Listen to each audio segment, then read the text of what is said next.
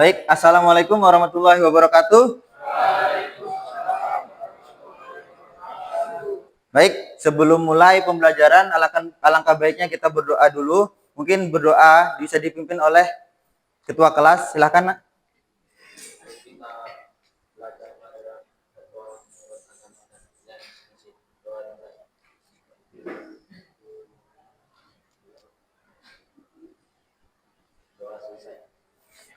Nah, gimana kabarnya?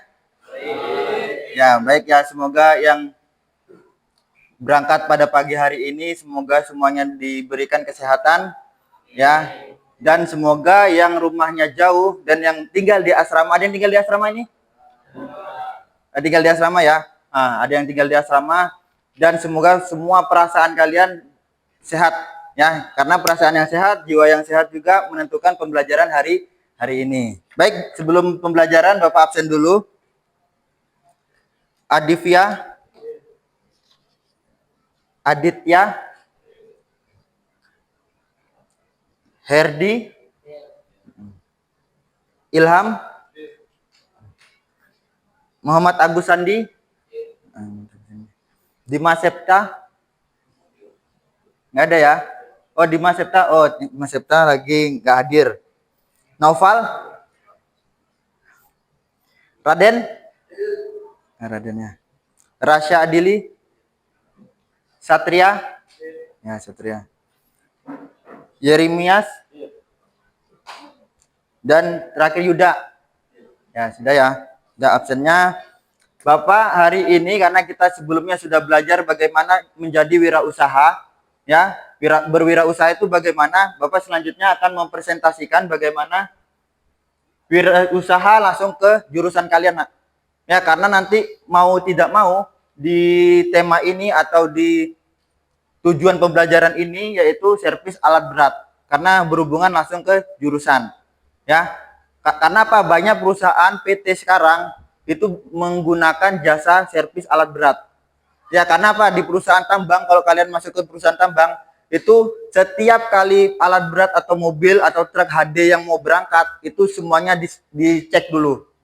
Ya kan, misalnya nih, hari ini mau berangkat, ya itu nggak langsung tiba-tiba langsung disupir sama ya operatornya, nggak, dicek dulu sama tukang servis. Baru kalau memang deal, oke, baru. Ya kan gitu, beda kayak mobil kita biasa, mobil roda 4, itu kan ringan masih ya, kendaraan ringan. Kalau roda 6 sudah termasuk alat berat ya. Pokoknya roda yang mobilnya 6 itu sudah termasuk alat berat, tapi kalau roda kendaraan yang mobil rodanya masih 4 itu masih kendaraan ringan. Jadi alat berat itu kalian harus dicek. Setiap operator HD misalnya mau jalan, itu dicek dulu sama servis. Karena teman Bapak ada yang kerja di Kalteng, dia bagian teknisi, jadi setiap pagi itu dia ngecek. Walaupun itu bagus, tapi dicek. Ya, itu berkala.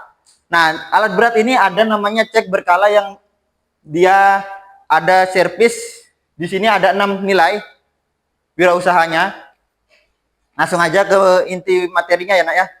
Nah, ini nanti wirausaha servis alat berat menjaga performa supaya mesinnya tetap stabil. Karena bahaya, Nak. Makanya di alat berat itu kalau sudah hujan nggak boleh apapun. Karena kalian mungkin pernah lihat di video-video ya, kalau misalnya HD itu sampai tergelincir licin ya, tuh rem pun nggak bisa, nggak mempan. Ya, bahkan ada keluarga saya di Penajam itu operator HD, ketika operator HD mobil, nah itu masuk ke dalam bak, itu kan biasanya lubangan besar ya, kawah itu ya, masuk ke dalam kawah, dan itu bukan kita aja yang rugi tapi juga perusahaan. Makanya perusahaan tambang kalau sudah hujan, rintik-rintik atau apapun itu, sudah itu nggak boleh normalisasi di lapangan. Ya itu karena safety-nya. Nah itu kita makanya menjaga performa mesin tetap optimal. Yang kedua, kerusakan yang lebih besar. Ya, kerusakan yang lebih besar atau breakdown-nya itu lebih kecil.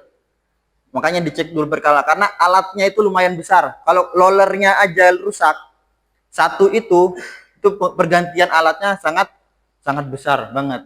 Nah, kita cepat-cepat mungkin memperpanjang usia pakaian alat, ya pakai alat kita memperpanjang, mungkin contoh kayak HP kita usianya cuma 5 tahun. Ya. Nah, itu misalnya kita perbaikin terus setiap hari mungkin bisa sampai 7 tahun usianya. Ya, kayak contoh aja lah, namanya elektronik sekarang kan nggak ada yang usianya seperti panjang, pasti ada masanya, ada usianya. Efisien bahan bakar, selanjutnya menjamin keselamatan kerja, safety yang paling pertama, atau biasanya itu di K3 LH. Ya biasanya udah pelajar ya di dasar kalian tuh K3. Selanjutnya nilai jual kembali atau misalnya dijual itu bisa tetap tinggi harganya, yaitu fungsinya. Nah, apa itu wirausaha jasa servis alat berat? Nah, ini contohnya ya. Jadi, apa sih, Nak?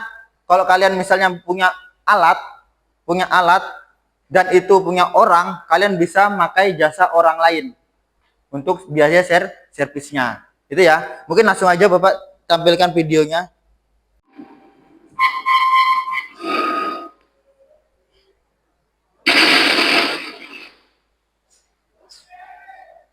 Ya, ini PC 200 mungkin sama yang seperti SMK punya ya. Ya, PC 200 itu maksudnya apa? Dia 200 kilo yang angkat bebannya itu. Nah, ini ya. Jadi pertama memang apa safety yang paling pertama, bahkan pakai sarung tangan, baju juga harus dimasukkan dan harus lepis. Makanya di SMK 4 boleh ya, mungkin lepisnya tetap wajar ya, boleh pakai karena ngelas itu takutnya kalau pakai celana kayak saya, kalau ngelas masuk ke daging dia, maksudnya tembus. Kalau lepis kan masih bisa nahan dia. Ya ini ya, ini contoh video servis. Jadi kalau kalian servis harus menggunakan safety. Nah ini ya, video-videonya kita percepat aja ya, penanannya. Jadi kita percepat. Nah, salah satunya mengisi filter, mungkin ini teknisnya. Nah, ini bisa kalian praktekkan.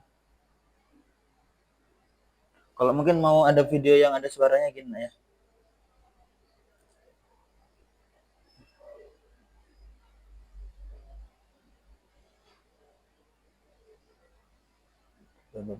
Nah ini aja. Assalamualaikum warahmatullahi wabarakatuh. Semangat pagi. Nah ini ya HD, jadi setiap pagi itu di servis ya. Sedikit membahas apa yang diperlukan pada saat kita ingin melakukan servis unit, khususnya HP Komatsu 785 strip 7. Nah, jadi servis berkala ada berapa jamnya? Ada jamnya nak ya? Perawatan unit secara berkala, yaitu melakukan penggantian oli, filter, dan sebagainya berdasarkan HMI. Untuk keterangan KS-nya bisa kita lihat di gambar lampiran dari KS 1, 2, 3, dan seterusnya.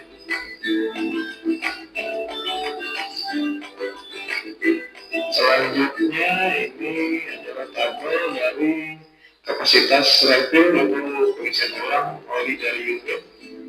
Untuk oli engine 129 liter, transmisi 205 liter, dan yang lainnya bisa dilihat kan. Kalau di total untuk PS General sendiri bisa memakan oli sebanyak 400 liter lebih.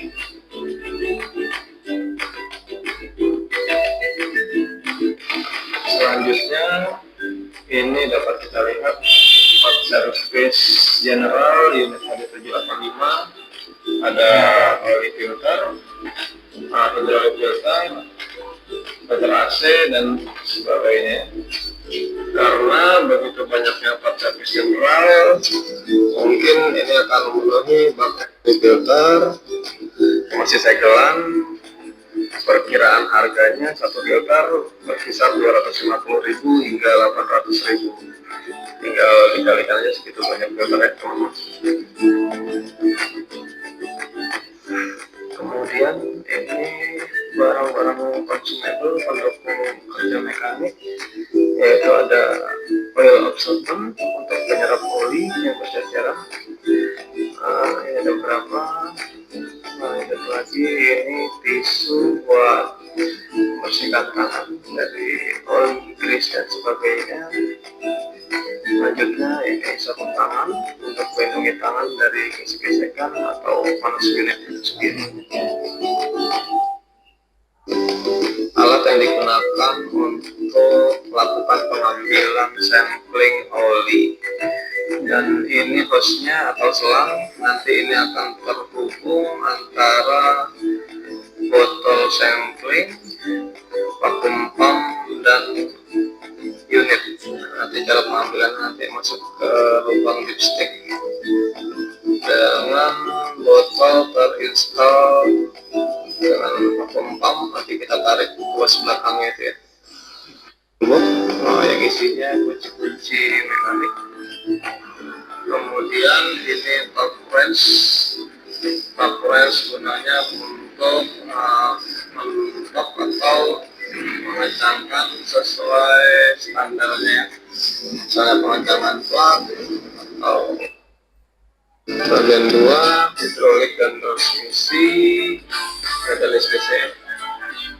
Lanjut lagi area 3 bagian axle depan dan axle belakang. Jenisnya di bawah ada validasi mekaniknya. Ya, itu gambarannya. Itu gambaran kalian servis ada berkala 250 jam sampai 500 jam. Baik, ini Bapak kasih LKPD-nya nanti buat kelompok ya. Ini kelompok Bapak bagikan. Nah, nanti mungkin ini satu kelompok sama Nah, belakang ini satu. Nah, ini kelompok juga. Ya, ini yang belakang sini ya, Adit ya. Nah, ini belakang. Ya, ini juga kelompok nanti sini sama Kilmi. Nanti kelompok sini ya. Nah, kalian kerjakan, kalian tulis nama sama kalian jawab ya. Kalian jawab apa yang ada di soal tersebut. Nah, ini ada instruksi dari kasus dari Pak Haji Ilyas. Ya, kalian jawab. Ini satu kelompok nah ya, itu dua. Jadi yang belakang nanti ngikut aja dengan temannya ya. Buat kelompok nah ini hadap ke belakang nggak apa-apa. Yang ini hadap ke belakang. Ya, hadap aja ke belakang apa ya. Ayo. Ya, ini ke belakang ya. Ya, kalian kerjakan kelompoknya masing-masing.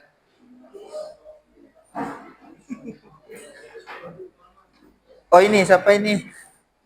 Ini, nah kamu gabung sini aja nak. Nggak apa satu gabung situ. Berarti 5. Nah, ayo. Ya isi ya, kerjakan ya.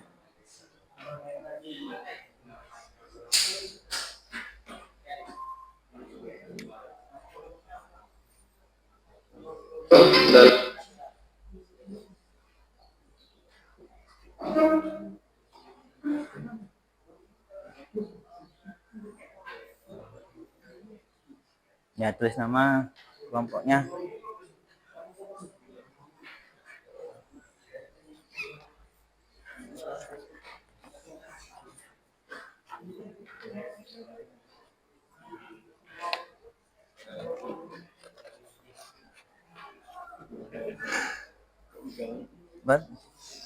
Coba menyiapkan 3 komponen utama yang harus kalian siapkan untuk servis. Apa? Menyiapkan apa 3 komponen? Tuliskan daftar peralatan tool yang wajib agar tidak terlalu balik ke bengkel. Kalian tahu loh paling kalian. Ya. Ada yang tahu ya, kalian isi aja yang tahu nak. Kira-kira kan nanti misalnya nih jika harga spare part 2.500.000 dan kalian ingin mendapatkan keuntungan bersih 500.000 setelah dipotong bensin 100.000, berapakah total harga yang kalian tawarkan ke Pak Haji? Matematikanya. Ya kalian isi sesuai dengan instruksi. Tulis dulu nama kelompoknya apa? Ya isi aja. Kira-kira apa?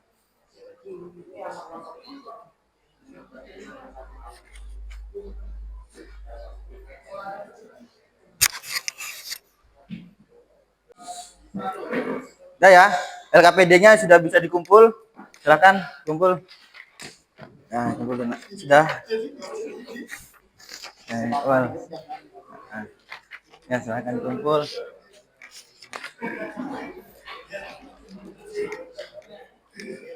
Udah, nak? Ya udah. Ya apa ya? Ya. Kasih ya. Lanjutnya kita ice breaking dulu nak. Ya ice breaking mungkin Bapak tunjuk satu orang nanti. Ya Bapak tunjuk. Nah, coba Satria, kelihatan Satria? Kelihatan. Nyaring ya suaranya Satria ya. Lihat perintahnya. Sebutkan warna berikut. Ayo silakan Satria. Nah. Ya. Apa itu? Warna apa itu?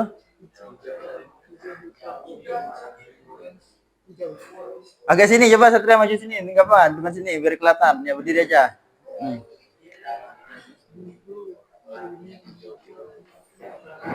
Ayo.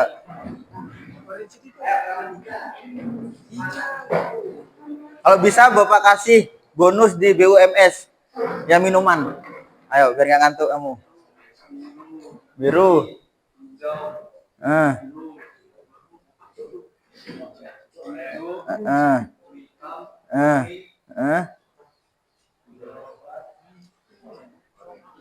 Ayo agak cepet. Udah warna enggak ya? Enggak kelihatan. Oranye. Lanjut. Hijau, hitam, coklat, biru, oranye, hijau, coklat. Lanjut. Ah, ya. Berarti kan ya, karena warna di sini sama di proyektor itu beda, ya, karena susah kalau kita melihatnya langsung ke proyektor. Ya, paham ya? Jadi warna itu nanti kalian juga ketika apa namanya? Teknik medis ya. Apa namanya itu kalau misalnya ya, medical check up itu dicek juga buta warnanya. Makanya saya buatkan ini. Ya, paham ya? Satria ya. Silakan duduk tempatnya kembali Satria. Ya, kita aja.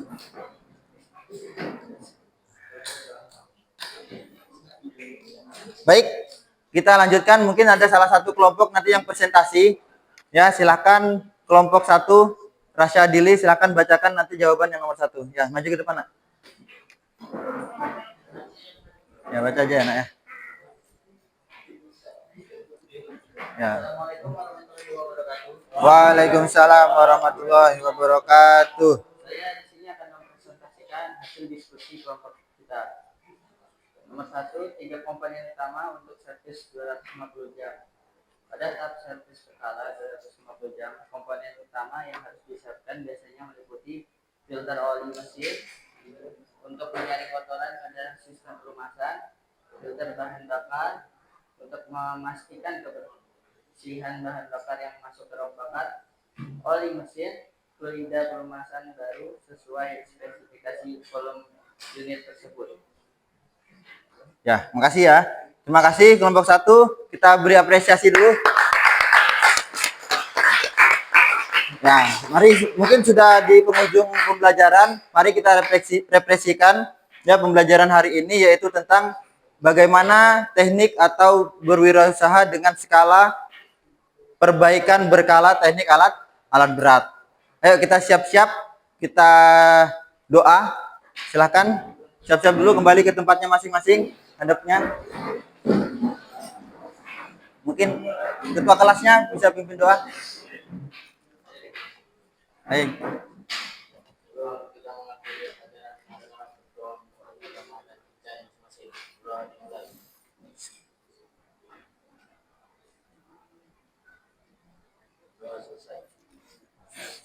Bapak akhiri, assalamualaikum warahmatullahi wabarakatuh.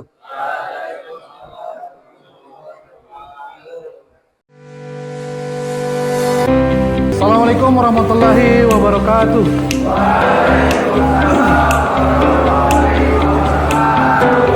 Oke, baik. Apa kabar semua? Alhamdulillah. Baik, sebelum mengawali pembelajaran kita pada pagi hari ini, marilah kita berdoa. Silakan ketua kelas untuk memimpin doa. Bismillah.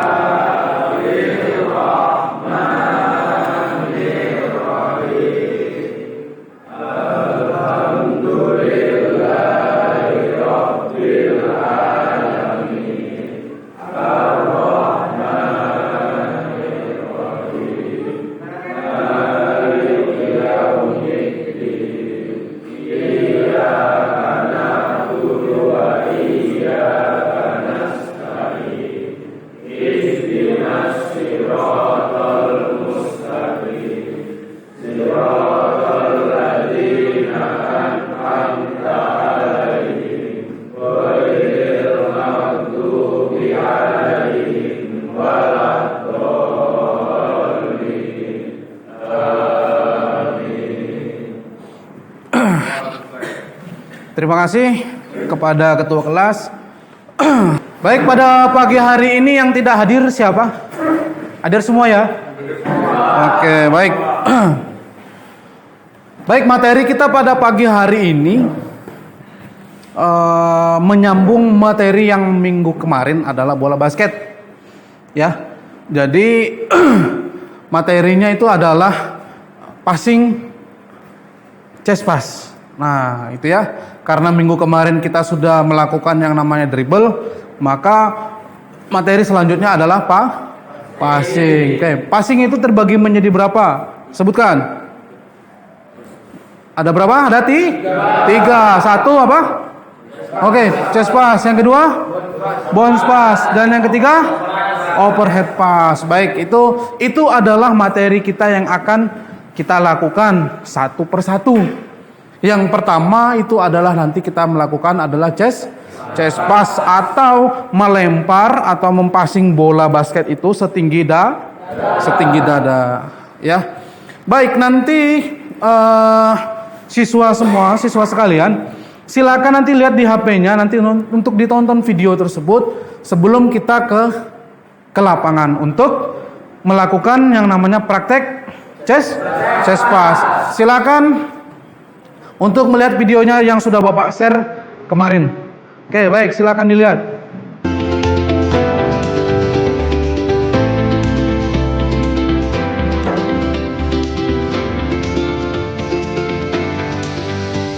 Nanti dilihatnya sampai habis, ya.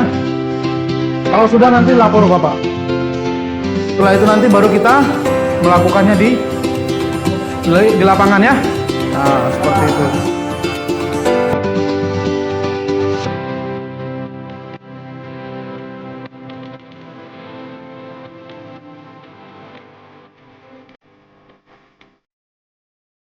Oke, baik. Apakah sudah ditonton videonya? Oke, sudah. Jadi kurang lebih seperti itu adalah gerakan daripada chest pass. Ya. Siapa yang bisa mengartikan chest pass itu apa pengertiannya? Oke, baik. Tio, silakan Tio. Chest pass itu salah satu jenis umpan dasar dalam permainan bola basket. Dengan cara melemparkan bola setinggi dada. Cara melempar bola setinggi dada. Dan itu adalah umpan dasar ya. Tepuk tangan dulu Tio. Itu adalah pengertian dasar daripada chest pass. Ya. Kemarin kita sudah membahas tentang dribble, kita sudah mempraktek tentang dribble. Sekarang kita memasuki babak baru atau materi baru, yaitu adalah passing. Passingnya terbagi menjadi tiga. Yang pertama chest pass, kedua ball pass, dan yang terakhir adalah overhead pass. Nah, seperti itu ya. Baik, sebelum kita ke lapangan, kita harus mempraktekkan dulu di kelas sehingga nanti teman-teman yang lain bisa melihat bagaimana tutorialnya cara melempar bola sehingga bola itu nanti pas di temannya, ya, sehingga bola itu nanti tidak sampai kena muka temannya, sehingga itu nanti bagaimana caranya supaya bola itu nanti pas ke teman atau yang tempat kita inginkan, ya, seperti itu. Baik, siapa yang mau maju? Untuk maju Bapak di sini. Dua orang supaya nanti Legend sama Sitio maju. Siap. Tangannya seperti apa? Maju kaki kiri atau kaki kanan yang mana dibiasakan? Ini baru saja. Ini dan depan. Tapi ini seperti itu. Kaki. Kalau yang biasa kanan ya langsung aja. Ya. Bukan begini ya. Ya. Tapi maju. Apa fungsinya? Apa perbedaannya ketika begini sama seperti ini? Apa kira-kira? Apa kira-kira? Satu keseimbangan, yang kedua apa? Yang kedua apa? Yang nyari. Yang kedua apa? Yang kedua? Yang kedua itu supaya tujuannya adalah bola tersebut sampai dengan sempurna. Karena ada dua kaki. Ya. Kalau begini kan kurang seimbang nih. Nah, makanya itulah nanti kita lakukan di lapangan. Oke, baik. Video. Coba. Jen, tolong kasih video. Ya, terus. Terus.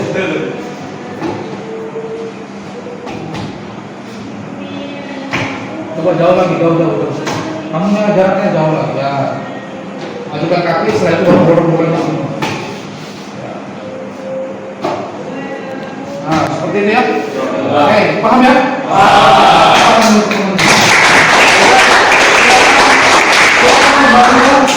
Tempat dulu, ya seperti itu. Kemudian yang sudah Bapak bagikan kelompoknya, silakan nanti berbaur dengan kelompoknya. Sebelum kita melakukan yang namanya kegiatan inti, yaitu nanti praktek, kita membiasakan harus pemanasan. Apa tujuan pemanasan itu kira-kira? Mengurangi cedera. Terus apa lagi? Supaya tidak kaku. Terus apa lagi? Supaya otot-otot itu lemas, ya, sehingga apapun gerakan kita nanti tidak kram. Seperti itu ya. Oke, baik, makanya diwajibkan untuk pemanasan, untuk pendinginan. Oke ya, seperti itu. Baik, kita langsung ke lapangan ya. Oke, baik, silakan keluar, kita langsung menuju ke lapangan.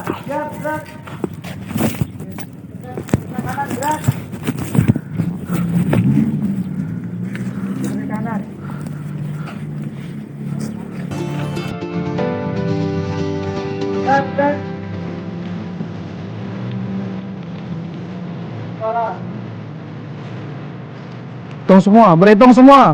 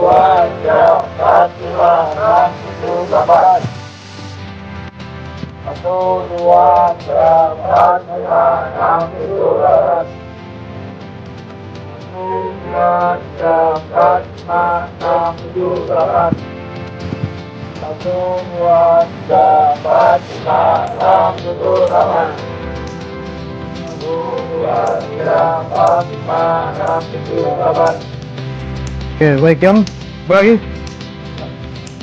Oke, kaki. 2, 3, 4, 5, 6, 7, 8. 1, 2, 3, 4, 5, 6, 7, 8. 1, 2, 3, 4, 5, 6, 7, 8. 1, 2, 3, 4, 5.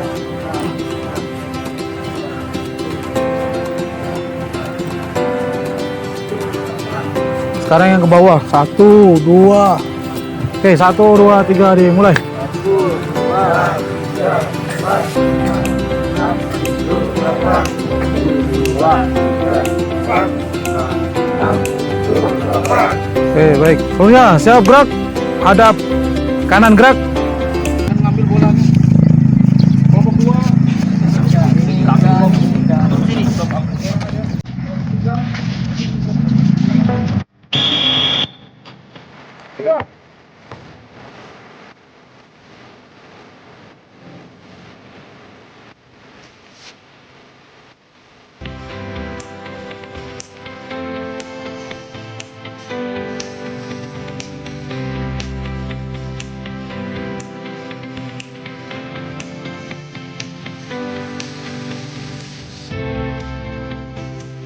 Dimajukan dulu kakinya, setelah itu baru dilempar.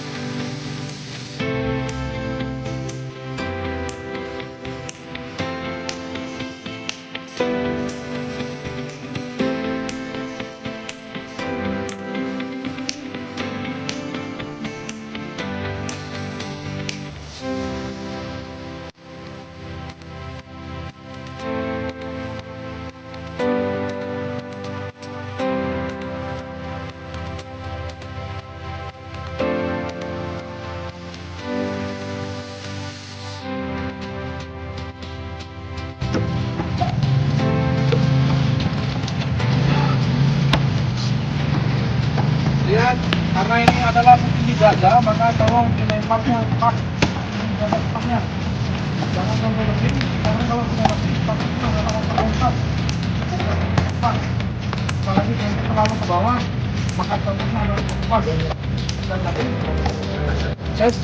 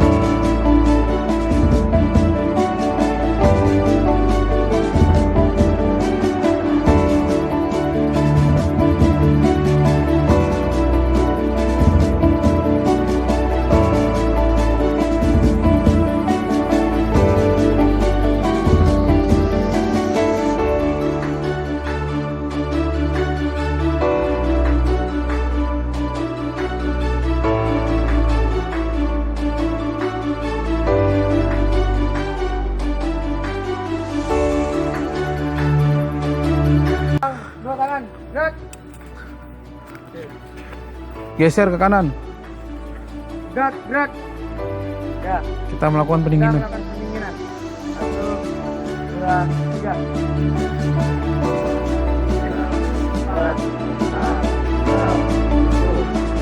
Setelah gini, Bang. Mohon, gini, Bang. Mohon, Bang.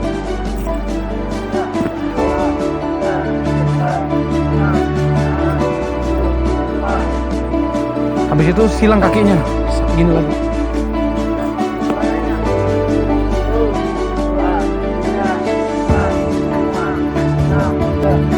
Oli. Tentunya saya berat. Semangat pagi. Pagi. Oke. Tepuk tangan dulu untuk kita.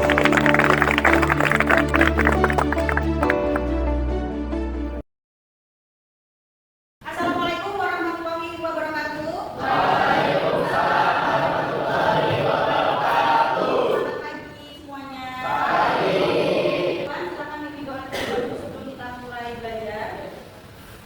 Ayolah kita berdoa sebelum memulai pelajaran. Doa dimulai. Ibu absen dulu ya. Adin Jindan. Gimana kabarnya hari ini? Ada yang masih ingat dengan pembelajaran kita minggu lalu? Apa? Teks prosedur. Kemudian masih ingat di jenis prosedur ada apa aja? Prosedur sederhana, prosedur kompleks, dan prosedur protokol. Oke, untuk materi hari ini, Ibu akan menjelaskan kepada kalian tentang langkah-langkah menyusun teks prosedur dan bagaimana cara menyajikan teks prosedur. Langkah-langkah menyusun teks prosedur yang pertama yaitu menentukan topiknya. Kalau kalian jurusan TJKT, berarti yang berkaitan dengan apa? Komputer. Kalau teman-teman yang DKV, kira-kira topiknya tentang apa? Tentang kamera. Oke. Yang kedua, berdasarkan topik atau tema yang sudah Anda pilih, tentukan tujuannya. Tujuannya apa? Ingin memberitahukan kepada teman-teman. Misalnya contoh cara menyalakan dan mematikan komputer. Kemudian kalau yang DKV kira-kira apa nih contohnya? Cara mengatur tingkat kecerahan.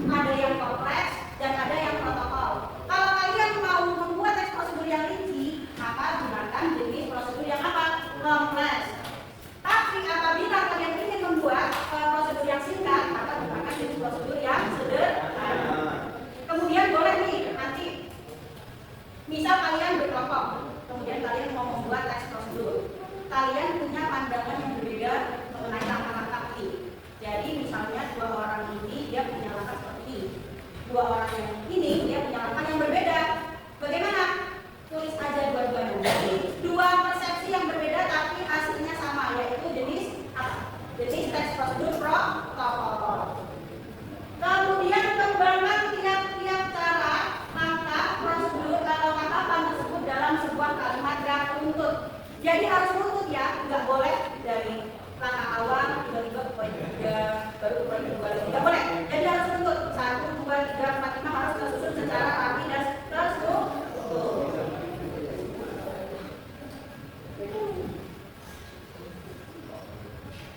Kemudian langkah-langkah menyajikan teks prosedur. Jadi yang dimaksud dengan menyajikan itu adalah bagaimana cara kalian mempresentasikan teks prosedur itu di depan teman-teman. Yang pertama adalah menguasai materi dan mempersiapkan presentasi dengan baik. Jadi nanti apabila kalian presentasi harus menguasai materi yang akan kalian sampaikan di depan teman-teman kalian supaya teman kalian paham. Kemudian yang kedua, menunjukkan rasa percaya diri. Bagaimana sih Bu cara menunjukkan rasa percaya diri? Bagaimana? Berdiri tegak, tidak goyang-goyang, tidak tengok-tengok, fokus ke depan audiens, fokusnya ke teman-teman kalian.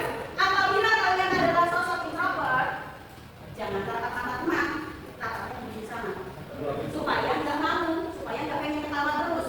Karena kalian biasanya kalau sudah maju pasti pengen ketawa terus, karena tatap mata teman kalian. Jadi kalau kalian yang introvert, tatap aja di sana.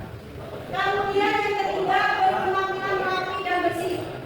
Kalau kelasnya pakai sepatu, kira-kira boleh nggak Bu kalau presentasi itu pakai sandal? Nggak boleh ya, karena kalian sekarang nggak pakai sepatu. Jadi gunakan kaos kaki. Yang nggak pakai kaos kaki dulu. Kemudian yang keempat, volume suara cukup terdengar. Bagaimana sih caranya supaya volume suara cukup terdengar? Ya seperti ibu ini ketika bicara, lantang supaya pendengarnya itu paham dengan apa yang ingin disampaikan.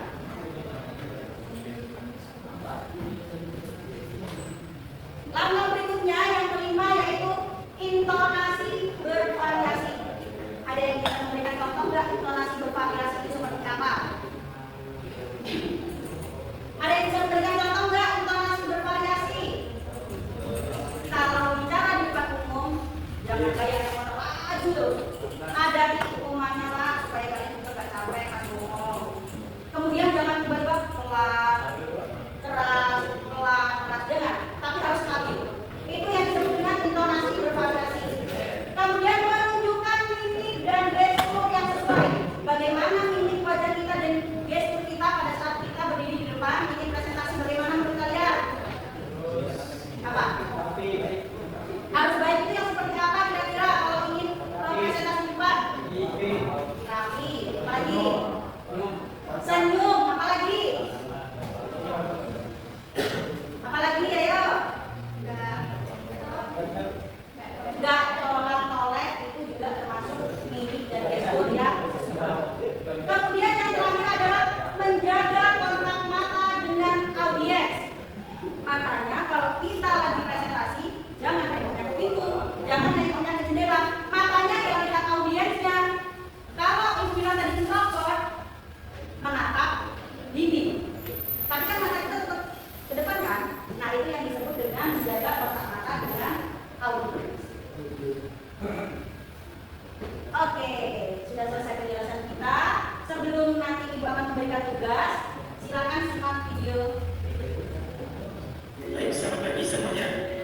Kali ini kita akan belajar cara menyalakan komputer. Bagaimana sih cara menyalakan komputer? Berikut merupakan langkah-langkah untuk menyalakan komputer. Yang pertama yaitu tekan tombol power pada monitor untuk menyalakan layar komputer. Yang kedua yaitu tekan tombol power pada CPU untuk menyalakan CPU. Yang ketiga, proses booting bila selesai, tinggal muncul tampilan desktop pada layar komputer dan komputer siap digunakan. Kemudian, bagaimana sih cara mematikan komputer? Yang pertama yaitu klik start pada pojok kiri bawah layar desktop. Yang kedua, klik tombol power. Yang ketiga, klik shutdown. Tunggu hingga layar desktop. Misalnya, kita tentang cara mematikan komputer. Oke, videonya sudah selesai.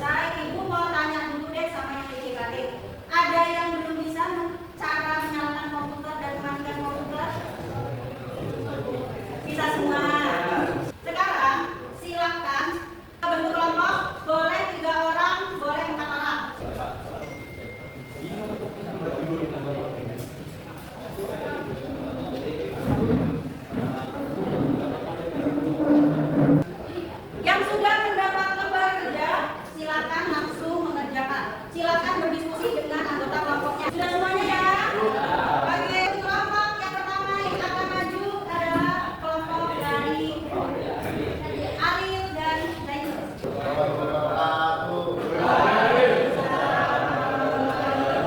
Saya akan memberitahu cara mengatur tanggal dan waktu di komputer.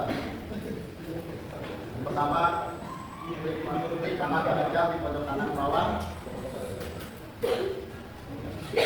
Yang berikutnya, Pilih adjust date atau time. Yang ketiga, pilih change date and time settings. Keempat, pilih zona waktu Anda dari daftar drop down. 5. Pilih change untuk mengatur tanggal dan waktu. 6. Pilih tanggal dan waktu yang diinginkan. Lalu klik OK. sekarang ibu mau tanya dulu sama kalian semua. Ada yang sudah bisa cara mengatur tanggal dan waktu di komputer?